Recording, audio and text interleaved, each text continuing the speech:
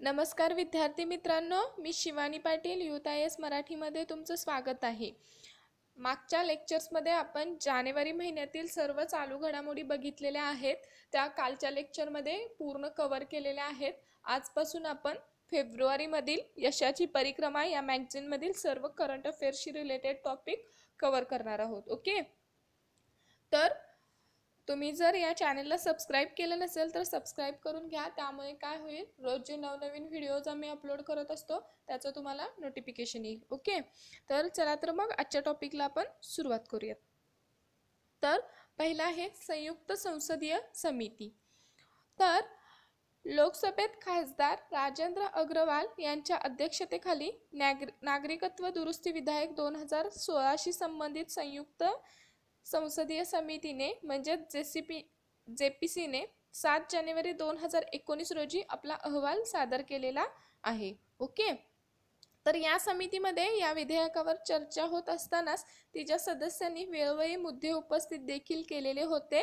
तर परिणामी काय झालेलं आहे की या समितीच्या अहवालावरही वाद निर्माण होताना दिसत आहेत। ओके, तर दुसरीकडे भारतीय हवाई दलासाठी फ्रान्सकडून खरेदी करण्यात आलेला राफेल लढाऊ विमानाच्या किमती आणि अन्य मुद्द्यांवर देखील मुख्य विरोधी पक्ष असलेला भारतीय राष्ट्रीय काँग्रेसने या सर्व प्रकरणाची संयुक्त संसदीय समिती मार्फत चौकशी करण्याची मागणी देखील लावून धरलेली आहे।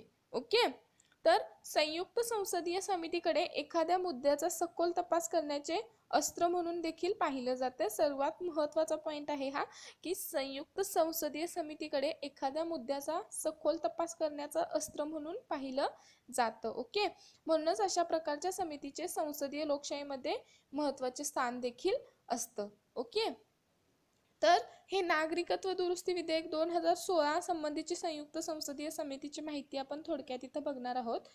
तर नागरिकत्व कायदा 1955 मध्ये दुरुस्ती करण्याच्या हेतूने 19 जुलै 2016 रोजी नागरिकत्व विधेयक 2016 लोकसभेमध्ये मांडले गेलेले आहे।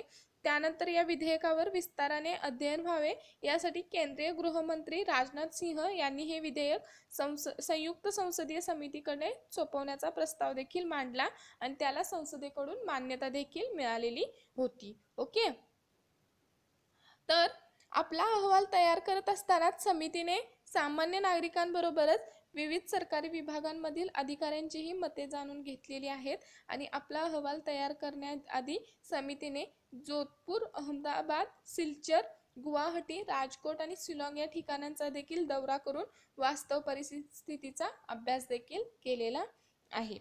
तर समितीच्या मुख्य शिफारशी काय होत्या, तर संयुक्त संसदीय समितीने आपल्या अहवालात नागरिकत्व कायदा 1955 मध्ये काही दुरुस्त्या सुचवलेल्या आहेत आणि तिच्या मते बांगलादेश, पाकिस्तान आणि अफगाणिस्तान या देशांमधून भारतात आश्रयासाठी आलेल्या हिंदू, शीख, जैन, पारशी, बौद्ध आणि ख्रिश्चन लोकांना भारताचे नागरिकत्व देण्याची शिफारस करण्यात आलेली आहे। ओके, या रिलेटेड माहिती आपण याआधी देखील इयरबुक रिव्हिजन करताना बघितलेली आहे। हे यामध्ये तुमची डबल रिव्हिजन होत आहे, त्यामुळे हा पॉइंट तुम्हाला क्लिअर लक्षातच राहायला पाहिजे। ओके, तर परत एकदा मी एक्सप्लेन करते की संयुक्त संसदीय समितीने आपल्या अहवालात नागरिकत्व कायदा 1955 मध्ये काही दुरुस्त्या सुचवलेल्या आहेत आणि त्यांच्या मते बांगलादेश, पाकिस्तान आणि अफगाणिस्तान या देशांमधून भारतात आश्रयासाठी आलेल्या हिंदू, शीख, जैन, पारशी आणि बौद्ध, ख्रिश्चन या लोकांचे भारतीय नागरिकत्व देण्याची शिफारस देखील केलेली आहे। ओके, तर या दुरुस्तीमुळे काय होणार आहे की ही जे काही लोक होतीत ना, या लोकांना घुसखोर मानले जाणार नाही। तसेच या दुरुस्ती विधेयकात भारताचे नागरिकत्व प्राप्त करण्यासाठी एखाद्या व्यक्तीने आधी काय होतं की 12 वर्ष किमान भारतामध्ये वास्तव्य केलेले असावे, तर ही अट आता शिथिल करून 6 वर्ष करण्याची तरतूद देखील करण्यात आलेली आहे। ओके, तर मात्र ते करत असताना त्या लोकांकडे कोणतेही अधिकृत कागदपत्र नसले तरी हे नागरिकत्व मिळण्याची जी अडचणी येणार होत्या त्या येऊ नयेत असे देखील म्हटले गेलेले आहे। ओके, तर समितीच्या अहवालातील तरतुदींना विरोध देखील झालेला आहे।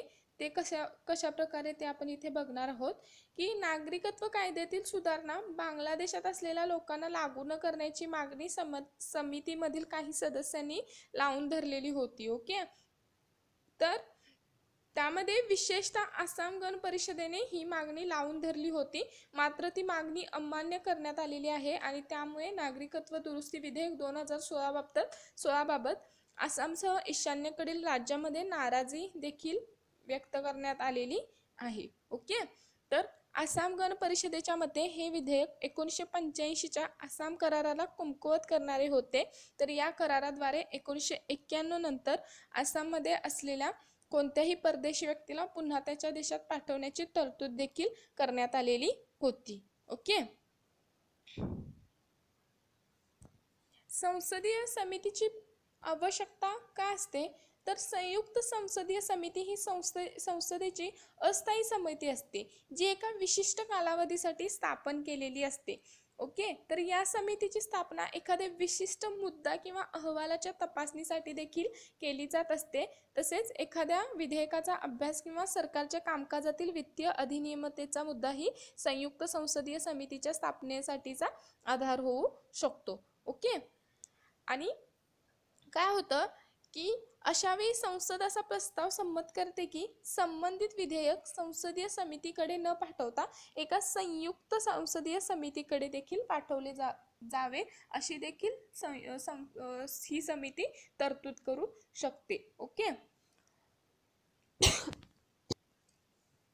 तर संयुक्त संसदीय समितीच्या स्थापनेचा प्रस्ताव संसदेच्या कोणत्याही सभागृहामध्ये मांडला जाऊ शकतो. ओके, तर त्या सभागृहाने तो प्रस्ताव मंजूर केल्यास दुसऱ्या सभागृहाच्या मंजुरीसाठी देखील तो पाठवला जाऊ शकतो. ओके, आणि त्याच्या मंजुरीनंतर संयुक्त संसदीय समिती अस्तित्वात येते. ओके, त्यामुळे संयुक्त संसदीय समितीला छोटी संसद देखील म्हटलं जातं, म्हणजे छोटी संसद म्हणून तिला ओळखलं जातं. मी परत एकदा एक्सप्लेन करते की संयुक्त संसदीय समितीच्या स्थापनेचा प्रस्ताव संसदेच्या कोणत्याही सभागृहात मांडला जाऊ शकतो. तसेच त्या सभागृहाने तो प्रस्ताव मंजूर केल्यास दुसऱ्या सभागृहाच्या मंजुरीसाठी तो पाठवला जातो आणि त्याच्या मंजुरीनंतर संयुक्त संसदीय समिती अस्तित्वात येते. ओके, आणि यामुळे संयुक्त संसदीय समितीला छोटी संसद म्हणून देखील ओळखलं जातं. ओके, त्यानंतर लोकसभा तसेच राज्यसभा या दोन्ही सभागृहांचे सदस्य या समितीचे सदस्य असतात. तसेच या समितीमधील सदस्यांची संख्या निश्चित करण्यात आलेली नाही, मात्र या समितीमध्ये सदस्यांची नियुक्ती अशा पद्धतीने केली जाते की दोन्ही सभागृहांमधील बहुतांश राजकीय पक्षांना समितीत प्रतिनिधित्व मिळेल. ओके, तर साधारणतः या समितीच्या सदस्यांमध्ये लोकसभेतून नियुक्त करण्यात आलेल्या सदस्यांची संख्या राज्यसभेतून नियुक्त करण्यात आलेल्या सदस्यांच्या दुप्पट असते. ओके,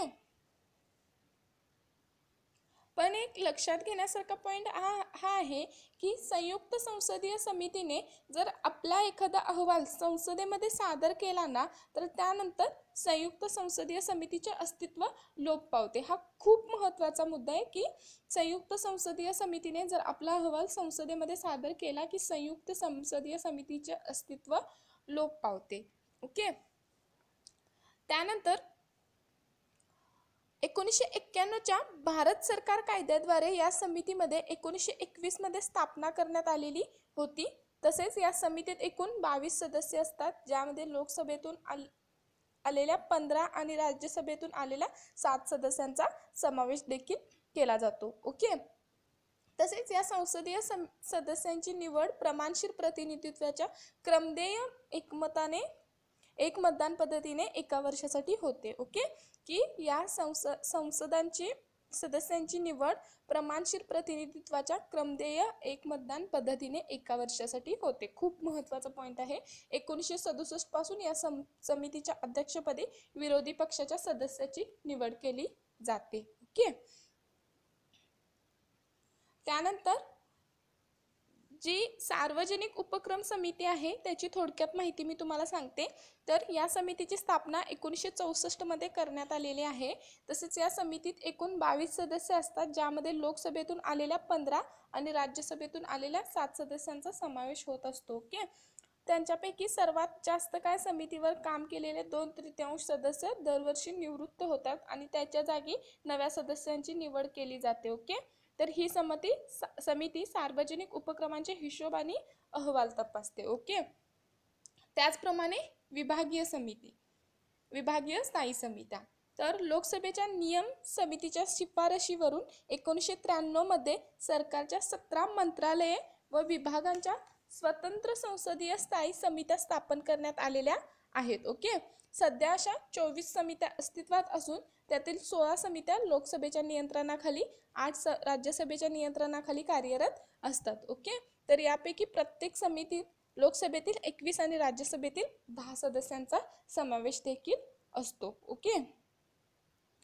त्यानंतर आजपर्यंतच्या संयुक्त संसदीय समित्या, एकूण 8 संयुक्त संसदीय समित्या आहेत. त्याची थोडक्यात मी इथे तुम्हाला माहिती सांगते, पण खूप खूप महत्त्वाचा पॉईंट आहे हा, लक्ष देऊन ऐका.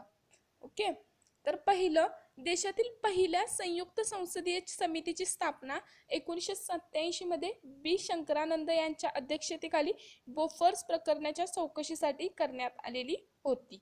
ओके, फक्त एवढंच महत्त्वाचं आहे म्हणून मी एवढंच सांगते, याची जास्त इन डिटेल मी माहिती सांगत नाही.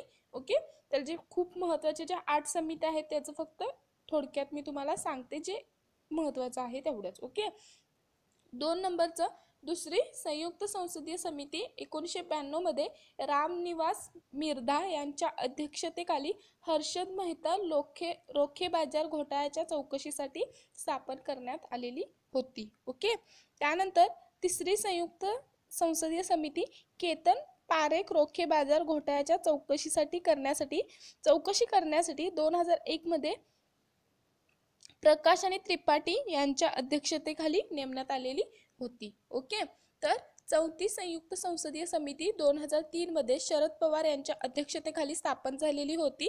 शीतपेयांमधील कीटकनाशकांचा समावेशाचा तपास करणे हा या समितीचा मुख्य विषय होता. ओके, त्यानंतर पाचवी ही 2G स्पेक्ट्रम वाटपाची चौकशी करण्यासाठी 2011 मध्ये 5व्या संयुक्त संसदीय समितीची स्थापना PC चाको यांच्या अध्यक्षतेखाली करण्यात आलेली होती. त्यानंतर 6, अतिमहत्त्वाच्या व्यक्तींसाठी खरेदी करण्यात येणाऱ्या हेलिकॉप्टरच्या खरेदी व्यवहार आणि त्यातील मध्यस्थांच्या भूमिकेच्या चौकशीसाठी 2013 मध्ये संयुक्त संसदीय समितीची स्थापना केली गेलेली होती. ओके, त्यानंतर 7वी संयुक्त संसदीय समिती 2015 मध्ये SS अहलुवालिया यांच्या अध्यक्षतेखाली स्थापन झालेली होती. तर भूमी अधिग्रहण, स्थानांतरण आणि पुनर्वसन म्हणजे दुसरी दुरुस्ती विधेयक 2015चा अभ्यास करण्यासाठी ही समिती अस्तित्वात आलेली होती. ओके, आणि त्यानंतर 8वी सगळ्यात शेवटची राजेंद्र अग्रवाल यांच्या अध्यक्षतेखाली नागरिकत्व दुरुस्ती विधेयक 2016शी संबंधित संयुक्त संसदीय समिती स्थापन करण्यात आलेली होती. ओके, तर ही आजपर्यंतच्या 8 संयुक्त संसदीय समित्या होत्या. ओके, जर तुम्हाला या लेक्चरची PDF हवी असेल तर आमच्या यूथ IAS ऑफिशियल या टेलिग्राम चॅनेलवरून तुम्ही डाउनलोड करू शकता. तसेच चॅनेलला सबस्क्राईब केलं नसेल तर सबस्क्राईब करा. तसेच लाईक आणि शेअर करायलाही विसरू नका. आणि तसेच लेक्चर शेवटपर्यंत बघितल्याबद्दल धन्यवाद.